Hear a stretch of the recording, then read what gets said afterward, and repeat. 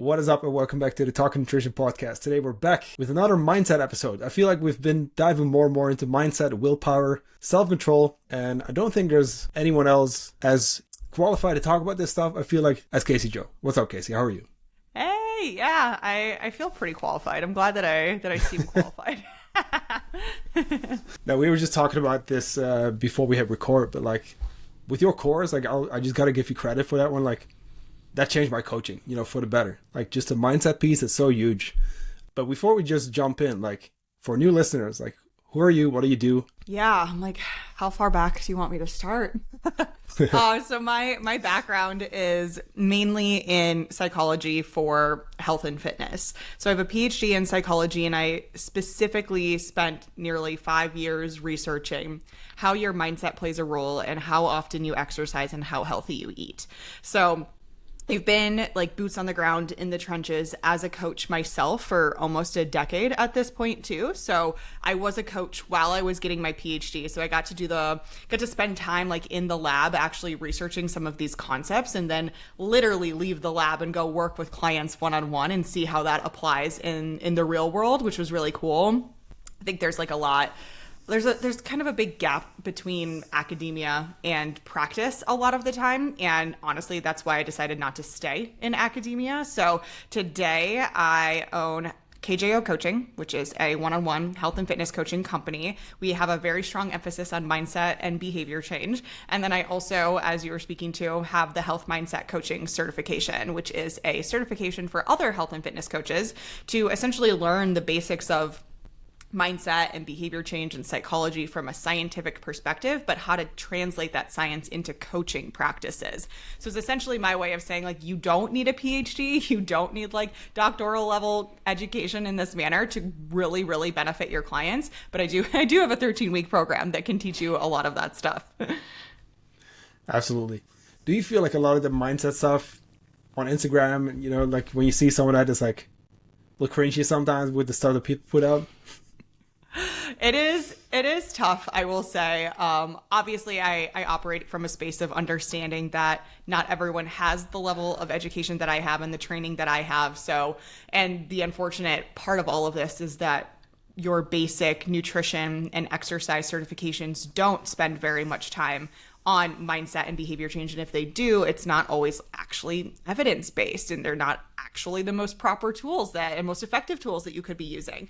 So as much as, yes, it can be a little cringy to use that word specifically, especially I think just as mindset and psychology has gained popularity in the last probably like 3 to 5 years, people are really recognizing that this isn't just about teaching people how to track macros and about progressive overload, but we can have all of that information and share it with our clients, and it will fall flat unless we can actually help them change their behavior and think differently.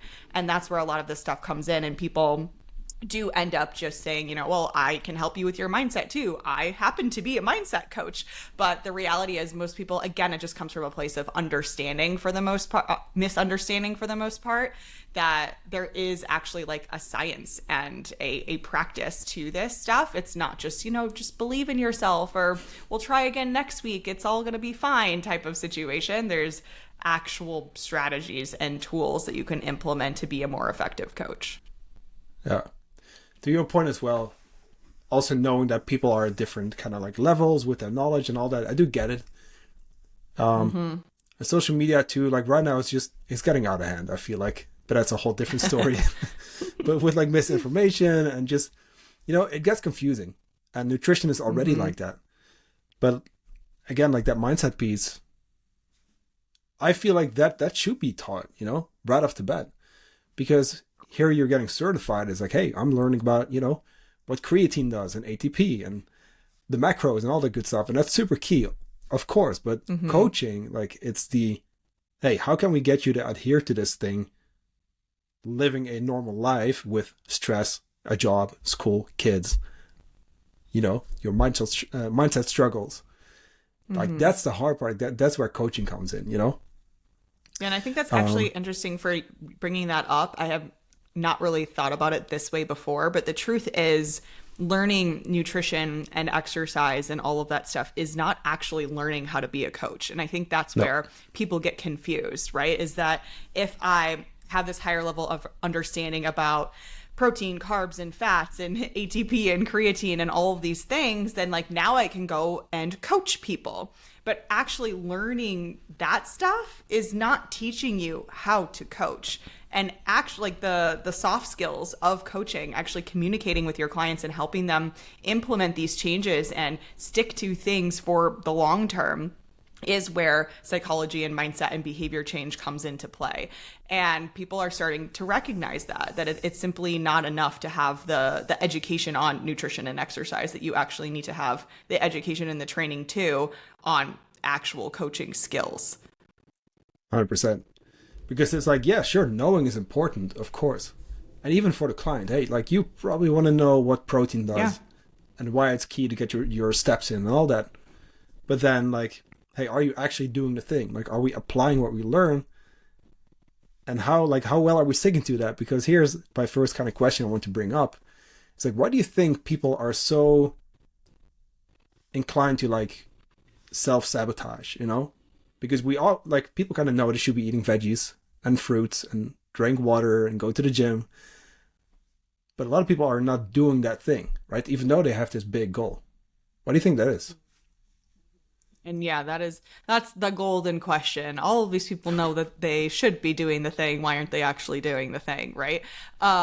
And that's honestly kind of the question that led me to grad school and finding the Mindset Lab and spending so much time on this stuff. And ultimately why people self-sabotage is there's a variety of reasons, and it can look very different depending on the person too. And I think that's also something that's very important to remember if you are a coach or if you are someone who's struggling with self-sabotage, that we can't just like slap a label on it and say like this is what everybody deals with, because it is so different depending on the person. It could be because you are triggering something from your past that's then causing you to self-sabotage. Someone else may have like zero triggers or any past involvement, and they're just very much susceptible to instant gratification. You know, there's so many different layers and levels to this, but ultimately I think what's important to remember about self-sabotage is that it is a very normal human thing to do. And we usually see it as like, oh, it's this bad, terrible thing that's going to keep me from reaching my goals. And yes, it can hold you back, but it's also important to remember like, oh, this is just like human nature per usual, you know, doing its thing. And a lot of times it is somehow related to protecting you. So you are self-sabotaging in order to stay like safe in some capacity. Obviously, it's usually not something that's actually keeping us safe in the moment. You know, in the years and years ago, as our brains were developing, we were trying to keep ourselves safe from like actual threats, you know, saber-toothed tigers, poisonous berries, that sort of thing.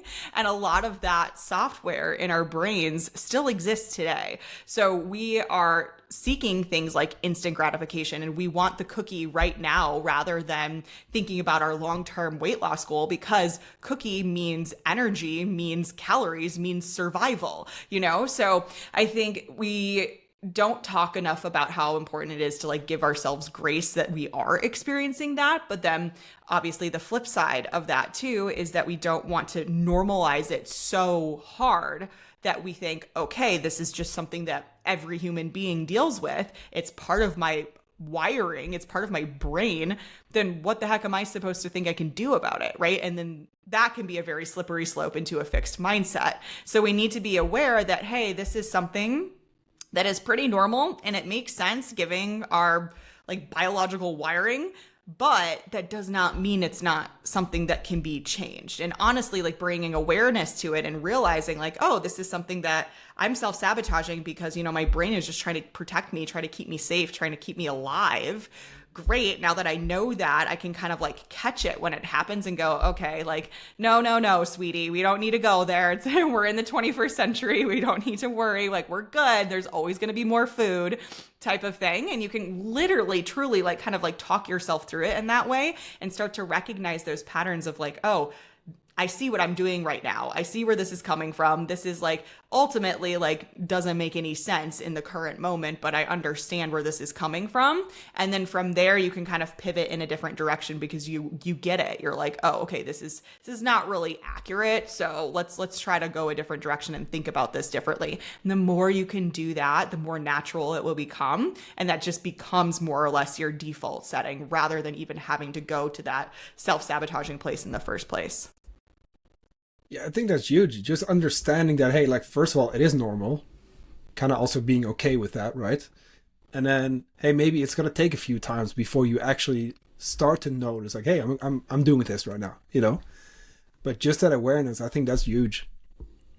Now, to add another layer of, like, complexity on top of that, that makes it worse for most people these days, can you kind of explain how, you know, stress and fatigue and all that kind of affects that, as well as like self-control and willpower and stuff? Yeah. So I like to say that stress and self-control are somewhat enemies. And I say that because they really operate in entirely different like sectors of your brain. So when we're looking at self-control, willpower, deliberate decision making, honestly, like a lot of like your growth mindset really lives in your frontal lobe, which is the big lobe directly behind your forehead. Whereas self-control, or not self-control, oh my gosh, I totally just lost my train of thought. We're talking about stress. Oh my God, so sorry. Whereas stress lives in an entirely different part of your brain, right? So we're talking about your midbrain region, and this is really like the survival place inside your brain. So this is where you may have like emotional instincts, or when you're feeling anxious about something, nervous about something, that's the area of your brain that really gets lit up. So when we're seeking self-control and making these deliberate decisions in the moment, it is essentially diverting resources away from that midbrain, but that can be really difficult to do when you are stressed and anxious, and that is sort of the place that you're living in. It is nearly impossible to move away from that and go into an entirely different part of your brain that is about deliberate decision making and self-control. So they really do kind of, they are at odds with each other. Again, this doesn't mean that anytime you're stressed out, you can't have self-control. That's not what I'm saying. But it's important to recognize that you are kind of like putting two guys competing each other, right? So instead, in those moments, the best thing you can really do, like big surprise, is try to bring your stress levels down. Try to bring that anxiety down, because when you can bring that down, it frees up more mental resources to actually be put towards self-control. So again, like with all of the stuff that I'm saying, I don't want you to think like, well, that's just the way my brain is and there's nothing I can do about it, because you absolutely can. It just may take a little bit more deliberation and to sit down and think like, okay, this is where I'm at right now, deep breaths. How do I like move myself into a different space? And we know obviously there are so many benefits to being in a more parasympathetic space instead of sympathetic and stressed out and fight or flight all of the time. And that is one of them. Like feeling like you have more control and feeling like you can like go against some of those self-sabotaging behaviors when you are in less of a stressed out state. Yeah, that's where you also do your best planning, and that's where you can actually zoom out and just reflect and stuff, right? Because when you're in the moment and we're emotional and stressed, it's like no one's going to make the right decision then. You know what I mean? I know I don't, at least, you know, I'll speak for myself. Right. I actually recently had a bit of a stressful time, like a week, just a kind of shitty week, you know? And I was also like being in that emotional state, and then I caught myself. I was like, hey, I just got to zoom out real quick. Like, let me try to do some meditation, journaling, whatever it takes, go on a walk, just really think things through. And then it's like, oh, you know what? I'm kind of just being a little bit, you know, emotional right now, I guess, or stressed, and, you know, I'm kind of overreacting, whatever it is when you can catch yourself and you can then zoom out and try to be in a parasympathetic state. Like, that's where you can do your better planning, your problem solving. And guess what? The very next day, I just got on with my week, you know? And I was like, okay, more actionable. Okay, I'm going to do something about the situation. Cool. All good. I do think it's difficult though, right? To kind of to learn how to be able to catch yourself in those kind of moments. Yeah, easier said than done for sure. Like the way that we're describing, it's like, oh, well, when you're stressed out, just take a deep breath and then suddenly you'll be able to use your self-control. And like, I wish it was that easy, right? Because we do really get caught up in those emotions and it can feel impossible to break free of them. But I think one thing to remember is that ultimately you are the one who's assigning meaning to anything. And two people may experience the exact same stressors, and one person may be, call it more resilient or whatever, and feel like, okay, this is a stressful situation, but I know how to get myself out of it. I can deal with it. And the other person may be totally like incapacitated and have no idea like what to do and just like let it totally consume them. And they may be literally experiencing the exact same thing. And a lot of that does come down to your mindset and like how you actually see those things. And kind of speaking of stress, like you probably remember that your mindset around stress makes all of the difference. And we have a ton of research on this too, like talking about whether you see stress as something that could be enhancing to your life or something that is debilitating. And obviously most people think, stress equals bad always. But the reality is, I think we've all felt this before too, where a little bit of stress, a little bit of pressure actually helps us perform better and actually makes us like more excited about things. And it feels more like you can get into like the flow state and things of that nature when you have a little bit of like pressure on you. So if you can get into this place of like stress is actually a good thing a lot of the time, and it can help me like do better at what I'm doing, and it doesn't necessarily always have to be this bad thing, the more you can truly believe that and your mindset can be in that place, the more resilient you're going to be and the more successful you're going to be even in the face of stressful circumstances, versus someone else who may see this as all just like, if I feel this way, that's bad and things are not going to go the way that I want them to. So your mindset about stress is a really big part of your ability to manage it. I think that's so fascinating because it's literally just like what you believe is kind of true. Mm-hmm. Same with like the whole placebo thing. It's like, there's a couple of really crazy studies out there too about placebo. It's like it's a very real thing. I think sometimes not everyone might be like open to that, to kind of hear that, because it's like, oh, it's placebo, it's fake, But like, no, there's actually like something to this stuff, So your mindset is so huge. So that being said, because there's also a lot of research on like your mindset around like ego depletion, right? And like how much self-control, like willpower we have throughout the day.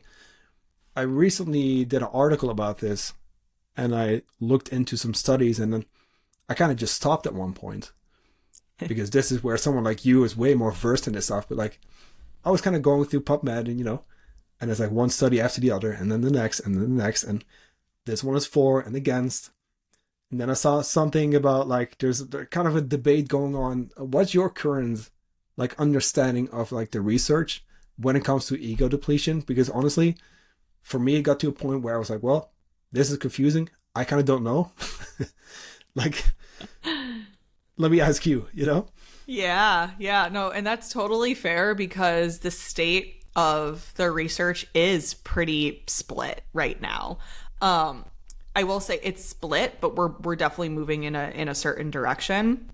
So for those of you who are listening and thinking, okay, ego depletion, what are we talking about? Like my ego? What do you mean? It is essentially a fancy research term for saying, like, do you actually believe your self-control can get depleted throughout the day as you use it or not? And what we've seen in the past, I think there's over 600 studies showing this. Mind you, a lot of them are coming from the same researcher or researchers who are related to the same researcher. So keeping that in mind, all of these studies that do essentially show as you're using your self-control, you have the ability to use it less and less as time goes on. So it is sort of like a muscle. It gets tired, so you can't keep using it as you do. So that was the belief system for a really long time. Until recently, some other researchers, not from like the same group of researchers, started to speculate, well, let's try to replicate some of these results in different contexts. And they weren't getting the same results. And so they said, okay, let's try replicating it in the same context as all of these other studies. Like we should surely get the same results. And they weren't again. So there was something else going on here. And what some of the more recent research in this area has come to determine is that it's less about your ability to like keep up with your self-control throughout the day. And it's not so much that like everyone starts with a bucket of self-control, and as you're using it, it gets like the amount gets lower and lower, and everybody is in this situation. And it's more about, again, your belief system around your self-control. So do you actually think that your self-control gets depleted throughout the day? I'd actually be curious for those of you who are listening right now, when I first mentioned this, were you like, oh yeah, that makes sense. Like that happens to me all the time. Or were you kind of like, I never thought of it that way? Because that belief system is what's going to determine whether or not you do, quote unquote, run out of self-control as the day goes on and as you use it. So they found that, which was really interesting. They were like, hey, this does exist. This phenomenon exists, but really only for the people that think it's the case. The people who don't think that's true, the phenomenon doesn't really exist. And another really interesting study came out too that was essentially looking at people who considered themselves good at self-control. Like they self-report, said, yeah, like I think I'm pretty good at managing my self-control, and I can like say no to things even in the face of temptation. And then they looked at the people who are on the flip side of that and said, nope, don't ask me to use my self-control. That's definitely something I'm not very good at, and I cannot resist temptation very easily. So they looked at these two people, were like, well, what's the difference here? Especially if maybe this theory of ego depletion and not having enough as the day goes on was true. Like, what's the difference between these two groups of people? And what was really interesting is that once again, it didn't really seem like there was any true difference between the people, but it was more or less their environment and how they set up their days. The people who say, I'm good at self-control, we're simply just having to use it less than the people who said I'm bad at self-control. So it really just becomes like, how often are you having to be in a position where you need self-control? Because the people who feel like they're constantly trying to like resist temptation are the ones who feel like they're not very good at self-control. And the people who like kind of rarely have to be in that position, probably because they have like friends and family who support them, they're in environments where there isn't like tempting things around them all the time.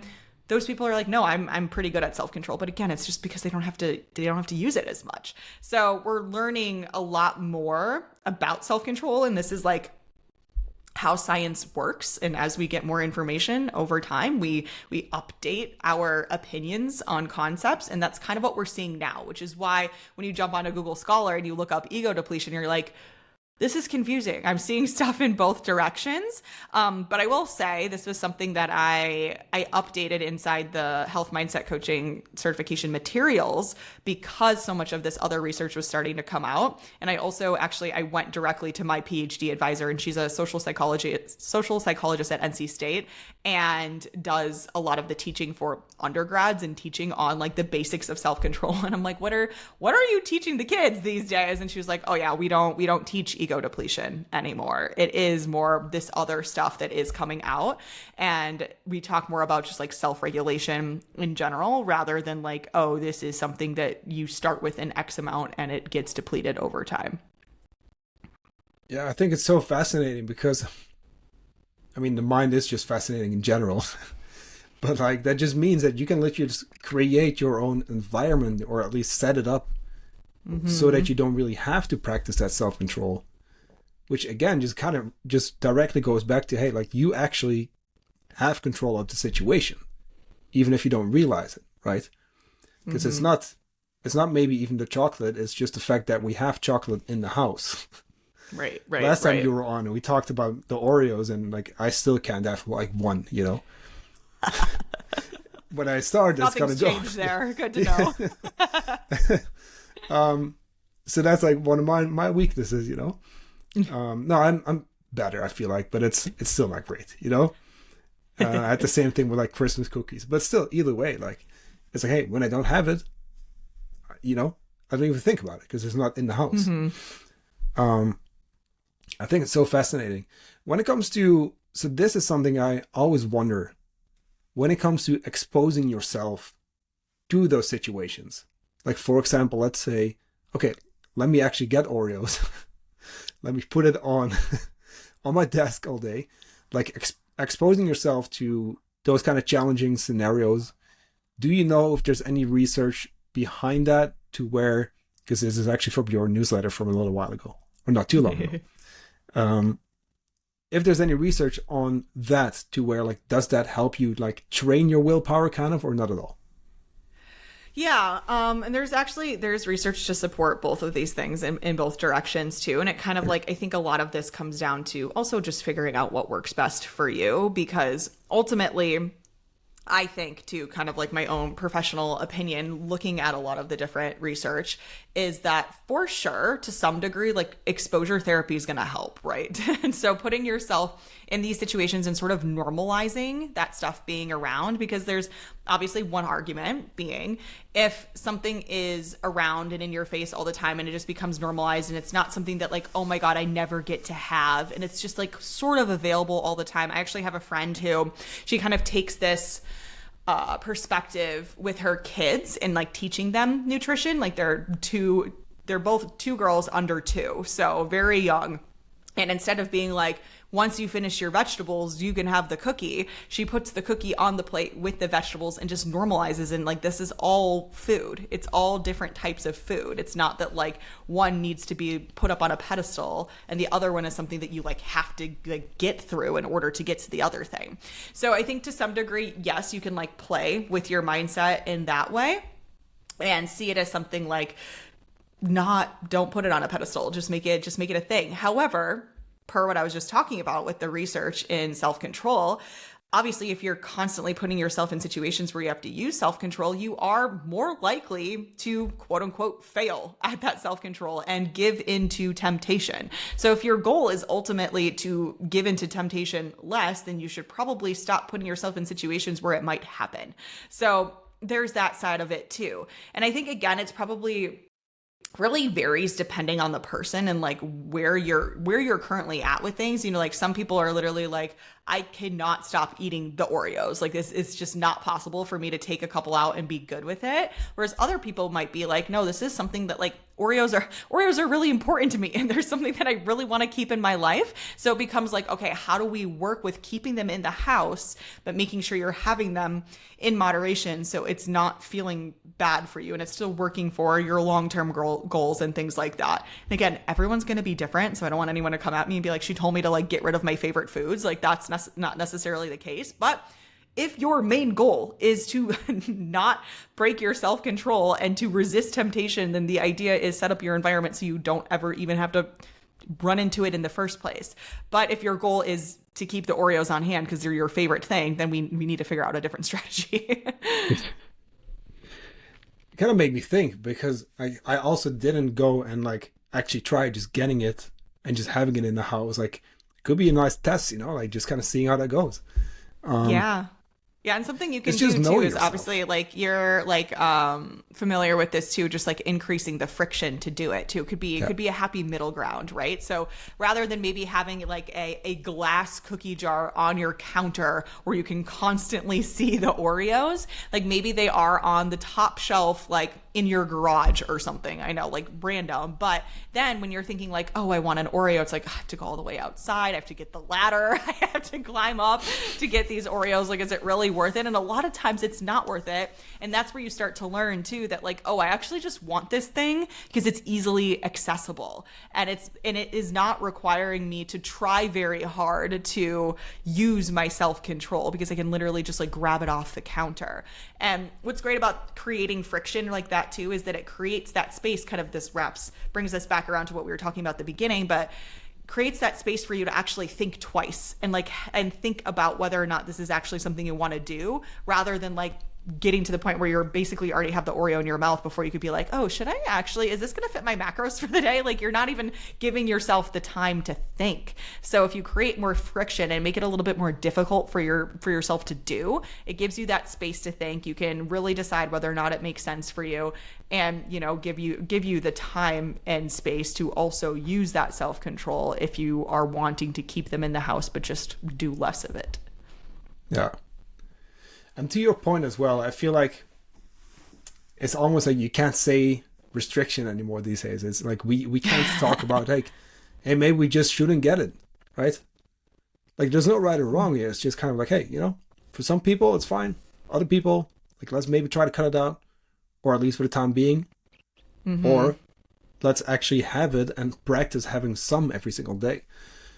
or every other day, whatever it is.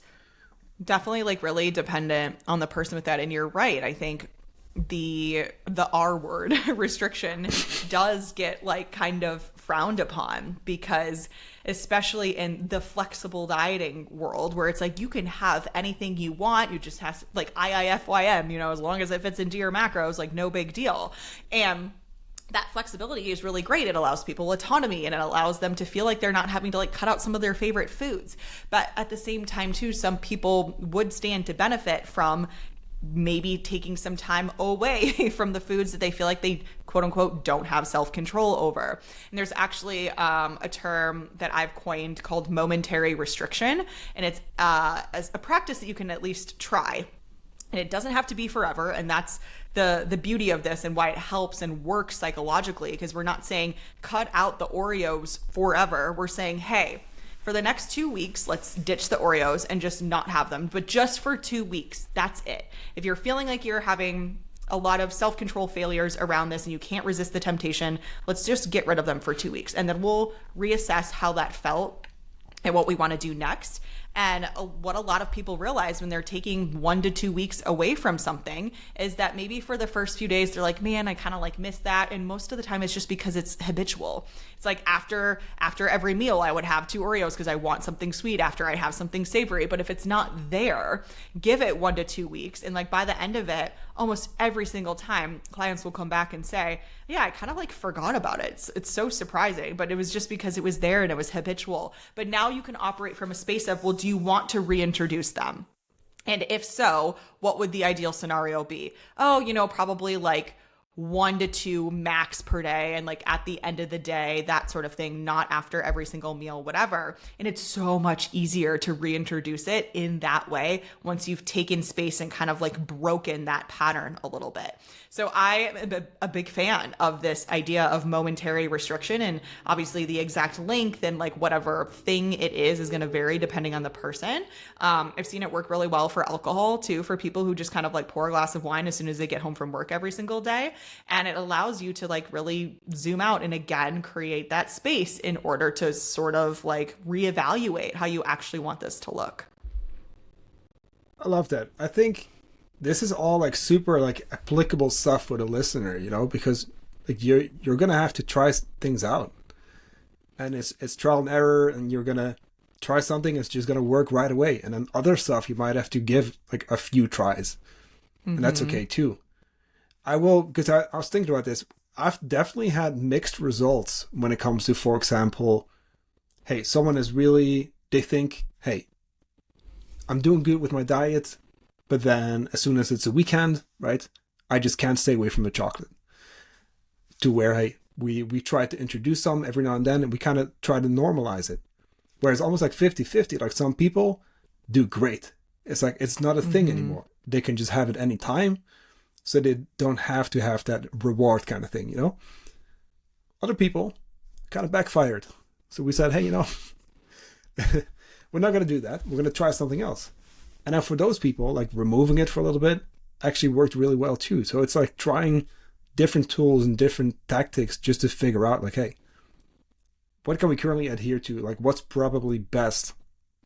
Also understanding like the seasonality of nutrition. Because you mentioned, you know, restricting, like, yeah, I mean, if you want to diet, if you want to lose fat, maybe a good idea. Like you don't have to cut out the Oreos forever or whatever it is, or the alcohol. But we do need to understand, like, hey, drinking alcohol, going for more processed foods, and right, most of the time, is making it more difficult. So can we make a little bit of a trade-off to then go back to more flexibility, right? Right. Yeah. Oh, I feel like there's so many directions I could like take what you're talking about too. But yeah, I think so much of the nutrition space has gotten like difficult, and we've clouded so much of this because of this idea of like restriction is bad and you shouldn't feel XYZ or whatever. And really, I think there is a happy middle ground where, hey, if you do want to be in a calorie deficit and you do want to lose weight and you want to change your lifestyle and your behaviors, like you are going to have to like make some quote unquote sacrifices, you know? And I feel like some people hear that like and gasp, and it's like, oh my gosh, no, I can't imagine doing that. But tell me anywhere else in your life where you've worked towards something and you have not had to change or sacrifice or restrict some other aspect of your life, right?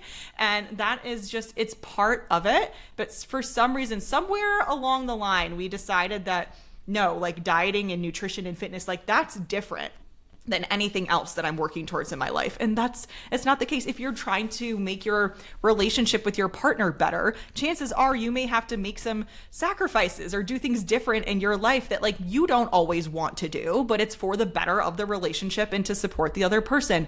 The same thing goes for your diet and for what you're doing from a health and fitness perspective, whatever those goals are. So I'm going to be the first person to say like there are plenty of people out there who are too much of like drill sergeants and like dedication over motivation, and like that's not the space that I play in either. But I'm also not going to say that like let's just sweep everything under the rug and give yourself grace, and like no, you don't have to restrict or like get rid of anything that you love in your life. That's, you know, there is a space in between that I really think is beneficial for most people. And then you kind of decide, you figure out where on the spectrum you want to land that feels best for you and makes the most sense for you.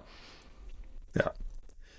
Middle ground, like that's just where you want to be for the most part, you know? Like, yeah, like it is, because I mean, this is like the whole thing with social media these days, which I do understand makes it way confusing for people too, because it's so nuanced, it's so individual, there are different approaches.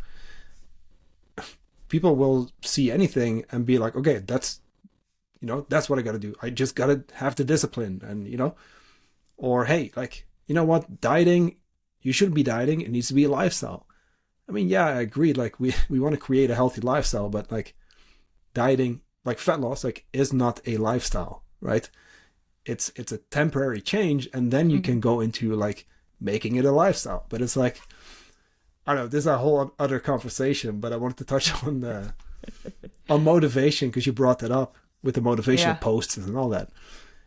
What do you feel like the need for motivation? Because that's the same kind of thing. It's like, hey, we can't restrict anymore. We should do things only when it's easy, only when I feel motivated, right? Yeah, and I think that could be really detrimental to most people. I think everyone who's listening here can understand and recognize when they are motivated and that there are days when they're not motivated. And it doesn't mean just for health and fitness. It can mean for work, for working on your relationship, for getting outside and going for a walk, for going to bed on time. Like there's anything. We all have days where we're like, wow, I'm like really into this and really motivated and feeling really good about it. And other days where I'm like, I don't care today, And obviously a lot of people will say like, okay, in those situations, you still have to get shit done. You still have to go to work. You still have to care about your relationship. You still need to take care of yourself, that sort of thing. And if you have a goal, especially like a fat loss goal, and you are going through that season of I'm dieting right now for this purpose of fat loss, it does require a little bit more time, attention, and effort. It's going to feel like I'm not motivated to do that today, but you have to continue to think about, instead of your instant gratification, that long-term reward. And so I don't think it is as simple as just stay dedicated. So don't think that that's the direction I'm going with this conversation, because there is so much nuance to it, especially from a psychological perspective. So it is honestly harmful for people to go out and say, it's not motivation, it's just discipline. Like, I'm going to the gym when I'm not motivated, you can too. Like, that's not really beneficial to anybody, right? And like, although it may be true, and I can tell you like same thing, and I'm sure Johan, you're in the same boat too. Like, you're not always motivated, but you still find yourself at the gym because you're still going anyway. But that, a lot of it comes down to just like habits that we've created, lifestyles that we've created, identities that we've created that we want to stay consistent with. So there's a lot other things at play that I guess, are under the umbrella term of dedication. Like, how does dedication actually happen? It's all of those other things. And so if you're consistently lacking quote unquote motivation and you can't find the dedication, it's likely because we need to work on some of those things that I just mentioned. Your identity, how you are setting up the rest of your lifestyle, what your habits look like, going back to self-control and self-sabotage and your triggers for those things. Like, all of those sort of psychological underpinnings are really, really important. And they're really different depending on the person. So if we just go to someone and say, it shouldn't be that hard, just stay dedicated. Like, I'm not motivated all the time. You just need to be dedicated to it. If you clearly just don't want this enough. And that is so not helpful to anybody, because obviously that person wants it. Otherwise they wouldn't be going after it in the first place. Like, that's not an argument at all. It's what else is going on beneath the hood from a psychological perspective that's keeping this person from wanting to feel motivated or dedicated, you know? And a lot of it could come down to, especially people who are newer to this stuff, that they don't feel comfortable in the gym yet, that they don't know they don't feel really comfortable with counting macros or weighing out their food, and that feels really overwhelming to them. Or they just don't, at the end of the day, feel like they are a quote unquote exerciser. They're not a fit person. They aren't someone who does those things. So if you're running up against that, like, good luck finding motivation or dedication. You know, that's what's actually going on. And we need to be sensitive to those things and aware of those things, and not just say like, hi, I'm the trainer who's been doing this for 15 years and I'm dedicated, not motivated. Like, no, you cannot compare that guy to, you know, Susie Q, who just decided to like start her health and fitness journey. They're entirely different situations. And I think the more, yeah. Exactly. And the more sensitive we can be to those things, and the more we can actually cultivate skills and tools to help with those things, both like on the client side, like you doing that for yourself, and on the coach side, you doing that for your clients, the better off we would be. That's my soapbox on motivation and dedication. No, but that's great, because I think it is not helpful, right? You're saying, oh, you just got to do it. You just got to, you know, get your shit together. And I will say this, like, some people actually do like a bit of tough love, and there is a time and place for it every now and then, maybe. But that's also like knowing the person and kind of knowing, right, like, hey, what kind of a push they need. But speaking to that, they know they got to go to the gym. We don't have to tell them that. Like, you just got to go. It's like, yeah, they fucking knew that. However, there's a reason they're not going. So we got to figure out, okay, what's something, and people, the listener too, like, you can do this with the coach, of course, but also on your own. Like, you could try to figure out why that is. Like, what is the thing I'm struggling with, so that we can be productive and resourceful and just figure it out, you know? So what are some tools that you would kind of use for people, just in general, that we could kind of take from things like ACT and CBT, right, from psychology, that people maybe could try at home by themselves without going to therapy, for example? Because this is something you taught us at HMCC. Is like, we can take something from that, right, from psychology, from the therapy, and then learn how these tools kind of work, so that we can also try something like that at home to just work through stuff continuously. Yeah, I actually, this is good timing, because there's a tool that I kind of caught myself using with myself that I've made a post about before, but I've never really like talked about at length. And I had someone ask me recently how I'm going through a diet phase right now, how I'm managing my own hunger. And so I actually literally right before this podcast got on my stories and was like, actually, I'm recognizing there's this tool that I use that I could share with you guys. And it does play into a lot of, I guess we could say, cognitive behavioral therapy, CBT, because it requires like mindfulness and understanding like where things are coming from. And a lot of what CBT is related to mindfulness and paying attention like to where your thoughts are, what the evidence is for them, what's the evidence against them, that sort of thing. So something I do, and I'm pretty sure it was me that made up this, but I'm not going to like, don't quote me. I call it playing out the script. And essentially it's this idea that when you're in the moment, you're trying to make a decision. And that could be like, it could be like a business decision. It could be a larger decision, or it could be a, do I want to have the Oreos type of decision? It could be a, do I want to send that text message type of decision? And when you're in the moment, playing out the script in every direction, right? So if I were to eat the Oreos, what is that going to do for me later today, tomorrow, next week? How is that going to make me feel? Outside of this exact moment, what is the impact for me? And so you could think like, oh, well, if I have the 2 Oreos, it's 140 calories. I'm only eating 1,600 calories right now because I'm in the middle of this diet. Like, that's a pretty significant chunk of my calories for the day, when I could use that 160 calories to have like more food volume, feel better, have more, like just feel more full. So you could have that discussion with yourself. And hey, it's okay if you're like, the 140 calories is totally worth it. Like, I don't care that it's not going to make me feel full. Like, I'm playing out the script, and I'm recognizing that later today I will not be disappointed in myself. It's not going to put me in too bad of a position. I'm going to do it. And so what's great about this is that you can stop yourself, hopefully, from doing something that you're going to regret later on, like thinking back, like, why did I do that? It wasn't even, the Oreos weren't even that good. Like, I'm freaking starving. I would have rather used that for something that was more filling. Or you could decide in the moment, like, this is worth it to me. And I'm thinking about myself later on, and I think I'm still going to think it's worth it to me.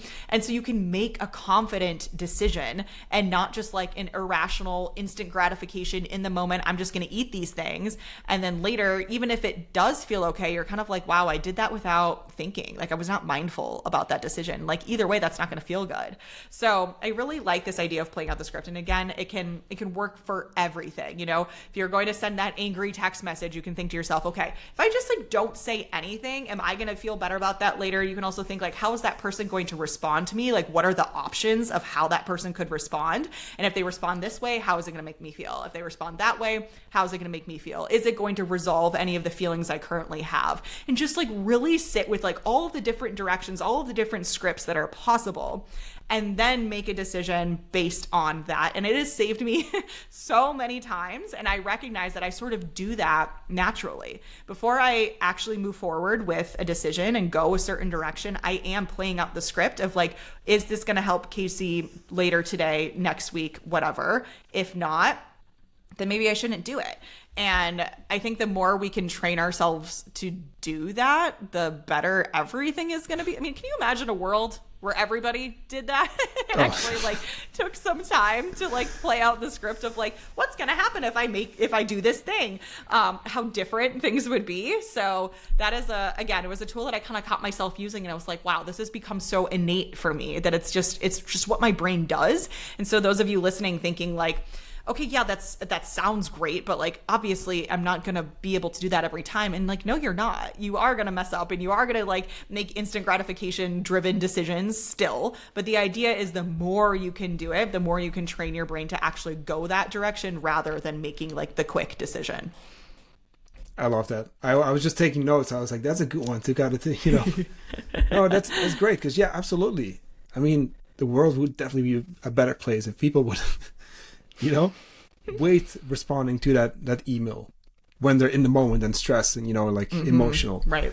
I mean, in so many scenarios. Like, I really like that. Never heard about that one. That's huge. Yeah, that's great. Thank you. Yeah, definitely what I'm going to try to apply. So that being said, I think we touched on a lot of really good stuff.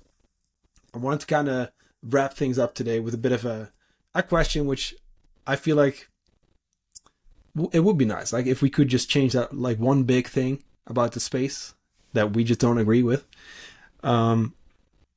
because you already know. I mean, you also know the whole mindset, like fitness and health space, like it's a bit of a mess right now.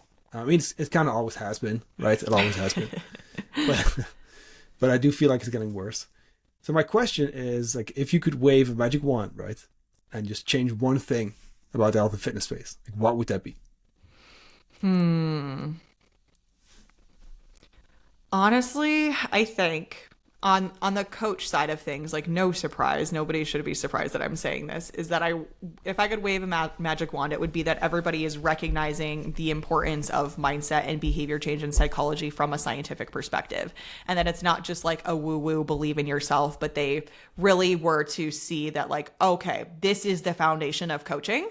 And this is what needs to be taught first, maybe even before we start teaching about nutrition and exercise, right? So if I could have like the NASMs and like these big organizations of the health and fitness space to like really lock into that, that would be the magic wand there. I think on the client side of things, it would be less about just mindset and more about just health in general, and recognizing that, you know, so many people are worried about spending money on health and fitness coaches, but yet can have like a $700 car payment and not blink an eye. I would wave the magic wand that shows people how important your health is and how much control you really do have over it. And again, sort of like can you imagine a world where everybody saw like health and fitness coaching and saw investing in their health and fitness as something just as important as a car payment? It was just something that like everybody did.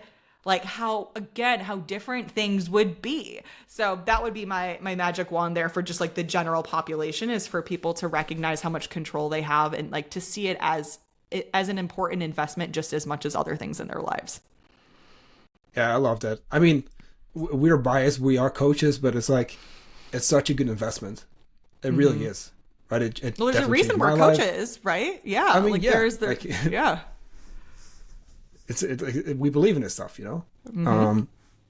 But I mean, I 100% agree with that. Absolutely. It's like, it's just the best thing you can invest in, like your health in general, right? Absolutely. Yeah. Awesome. Want to be respectful of your time as well. So last but not least, where can people find you? Yeah, if you want to come hang out with me on social media, the main place I hang out is Instagram, and I'm Coach Kasey Jo over there. You'll also find me on TikTok and YouTube, but I'm not as very good keeping up with those other platforms. I'm very much like an Instagram girl through and through. If you're interested in any of the programs that I talked about, learning more about me in general, you can honestly just go to my website. It's KaseyOrvidas.com, and that will take you to KJO Coaching. It'll take you to HMCC and any of the programs and offers in between. Awesome. We'll make sure to link that in the show notes.